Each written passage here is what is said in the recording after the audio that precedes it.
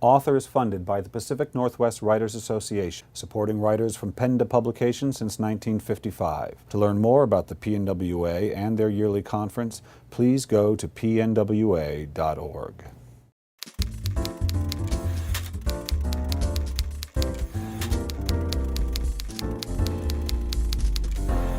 Hi, this is Bill Kenower of Author Magazine, and I'm here at the Richard Hugo House in Seattle, Washington with Peter Mountford, author of The Dismal Science. Peter, welcome to Author. Thanks for having me, Bill.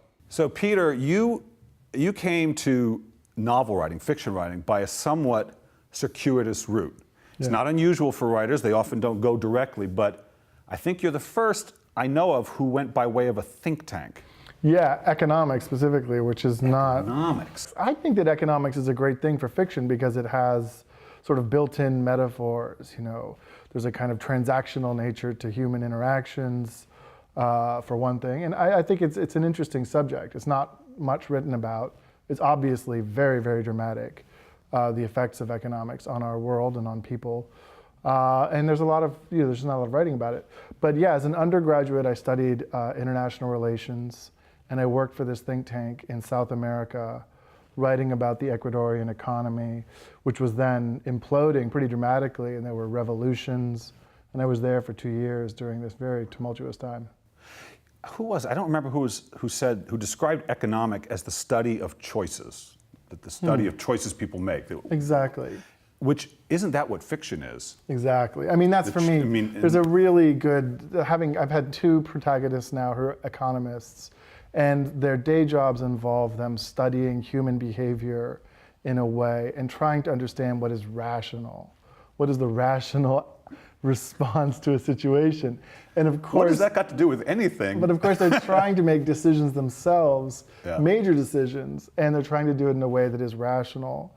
Or in the case of my new novel, The Dismal Science, he's sort of lashing out against that rationality. He sees what is the smart move, and then he does something radically different.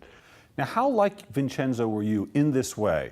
The novelist must have been somewhere while Peter was down there thinking in the tank. Yeah. And what was the novelist doing at that time? Well, my first novel is more autobiographical. A Young Man's Guide to Late Capitalism is about a young guy who works for a hedge fund, a very, very shady hedge fund. And I worked for a very, very shady think tank. I was very young. I got paid comically little money. I was like, made $8 an hour or something. What? I was basically an intern. I was basically an intern. All right. But they gave me title inflation. They made me an adjunct fellow. My previous job had been flipping burgers, and I was now an adjunct fellow of a think tank. It was very exciting in a certain way. And I was living in Ecuador, so I could afford to live on $8 an hour. Okay. But yeah, there was a way in which I had a perspective on the inside of this community, which really informed the experience of that novel, which is this, young guy in over his head in South America trying to prognosticate about the economy, which is a lot of what I did. This novel is more, I think it's a little bit more inspired by my father, who worked at the IMF, which is sort of like the World Bank, for a long time. And so this character works at the World Bank. My father was Scottish. This man is Italian. Both men played chess avidly. Both men are sort of amateur Dante scholars. So I sort of borrowed a lot of traits from my father and gave them to Vincenzo. There's a lot about them that's very different. Their personalities are radically different, for one thing. But so I sort of drew upon that, and the book is dedicated to my father for that reason. And I wouldn't let him read it. My father reads everything I write. Can he read it now that it's published? What happened was I had written the book and it was under contract. It was getting published. And he kept saying, like, why am I not allowed to read this book? And I finally said, look, I have to tell you, the character has a lot in common with you, and I don't want you to freak out. But even if you do freak out, there's nothing you can do because it's going to be out in 5 months. There's nothing we can do about it. So I let him read it in September, And he was very into it, Was the fiction writer always sort of simmering in you while you were doing this more intellectual academic work, and you finally just said, when did you finally say, I gotta do something about it? I just did that for a few years, right after college. It was a very formative experience. Also growing up around economists and within the World Bank and the IMF. I used to go there for lunch all the time as a teenager. I was a little punk rock kid with purple hair or whatever. Oh, you're one of those. Yeah, I had more in common with the protesters outside than the people inside. But so that was part of it. But I've always loved writing. I've been writing since I was very young. I wrote a novella when I was in 5th grade, just because I couldn't keep track of my daydreams. I had very elaborate daydreams. And so writing. So why'd you go study international relations? Because I grew up in D.C. and writing novels is not something that people do in that community. It was a bunch of overachievers. Right. Everyone was the president of our class. Everyone went off to Harvard except for me. And everyone is now, a senator or something. Everyone did all these amazing things, and there was an expectation that you were going to go and do serious work. And novel writing wasn't thought of as serious. When I finally got old enough, I was in my mid-20s, and I realized that I had kind of been duped by this overambitious world in sort of central DC. And so I sort of brought some of that with me, this sense of kind of desperate ambition. And I think my first book, more than this book, is about the toll of that kind of ambition on a person in this day and age when who knows what, not everyone can't be a senator or whatever. And so, yeah, it can be, it's sort of it's a very intense experience being in your 20s. I decided I was going to be a writer. I said, I'm going to go become a writer, I'll have a novel out in 2 years, and I'll just live on the royalties for the rest of my life.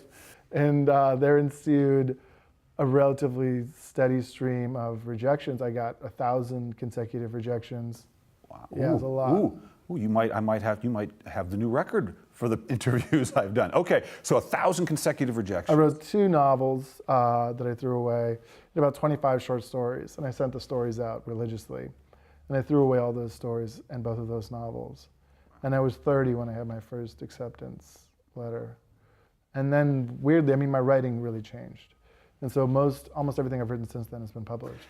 Okay, so what changed in your mind? I know you got better, but that word is very shifty. I felt in control of my stories in a way that I never did before. I felt sort of held hostage initially by the whims of sort of talent and inspiration. Right. And after a while, I knew how to control pacing. I also knew how bored readers get.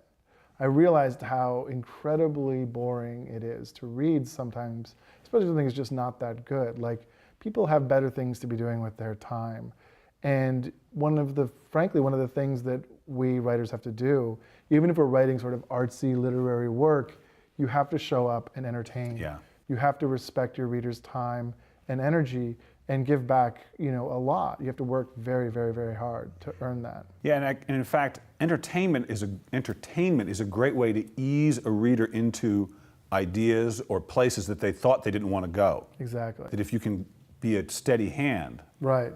To get them there sort of without them sort of realizing where they're One going. of the tricky things about writing something that's very sad, this guy's a widower and there's a lot of sadness in a way in the book, is that if you write sadness and you sort of push the sadness forward, which I think a lot of sort of beginning authors try to do. I'm writing a book about a woman who has cancer, and so every sentence is like laden with sadness. There's all this sadness sort of breaking through the sentence, and every word has sort of sad connotations. That's redundant. Life isn't like that. And life isn't like that. Yeah. And it feels like overkill. It feels maudlin. It feels often melodramatic. It feels like gilding the lily. It feels like heaping it on. And the very heartbreaking work, this is a line from Toni Morrison, I think. She said that, I want to make my reader cry. And in order to do that, I, the author, must not cry on the page. And I think there's something about that. The very, very devastating work that you read, very often the language during the saddest parts is very withheld. It's very almost clinical. It's almost cold. It's just describing very matter-of-factly something that is truly, truly sad. If what's happening isn't that sad, that's when you might lean on the language a little bit. Yeah, you got to lean on the language a little bit more. And humor as well, in contrast to sadness, really heightens, I think, the intensity of the emotion. Well, it makes sense that you would want to not to pull the language back at that moment, because if the feeling's happening in them, you want it all to happen in them, Right. not you You know, Yeah, doing what, exactly. I mean, Spielberg gets accused sometimes of over-musicking Right, to exactly. say, now this is what you feel, now this is what you feel. Exactly. That if the emotion, I mean, it's the concept is, you know, that if the iceberg theory of Hemingway or whatever, Yeah. that the emotion is implied. If the emotion is not implied by what's happening, then the reader can't, I mean, there's something very satisfying about, you know, being a reader who feels as though they're being respected enough Yeah. by the storyteller, the storyteller saying, I know you can figure this out. Right. And if you figure it out yourself, if you have to do some of the creative action, then you feel an ownership over right. the story. You feel like you helped create the story in a way. And it can be taken to the extreme of, say, Raymond Carver or something, Yeah. but where there's just almost nothing in there. There's just this narrow, narrow line. And you, the reader, have to do a ton of work. Yeah. But I think that in many cases, you know, something in the middle is often the best way. All right, well, Peter, I have got one more question for you. Yeah. And what I'd like you to do is finish this sentence for me. Oh, no. Are you ready? Yes. If writing has taught me anything, it's taught me what?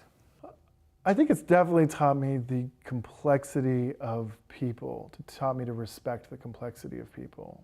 I mean, it's an empathy generating activity. And so I've really learned a lot about empathy and feeling empathy for people. Because you've had to create the most complex people you could, and it's only through empathy that that's possible. Exactly. And you, as soon as a character seems really explicable and you're like, this person's just rude and unpleasant and dumb. And then you write 10 pages and you're like, is that really all they are? You start thinking about them a little more and you start seeing people just are complicated and you have to respect the layers and the complexity of people. Even the worst people are frankly pretty good in certain ways, and even the best people are terrible in certain ways.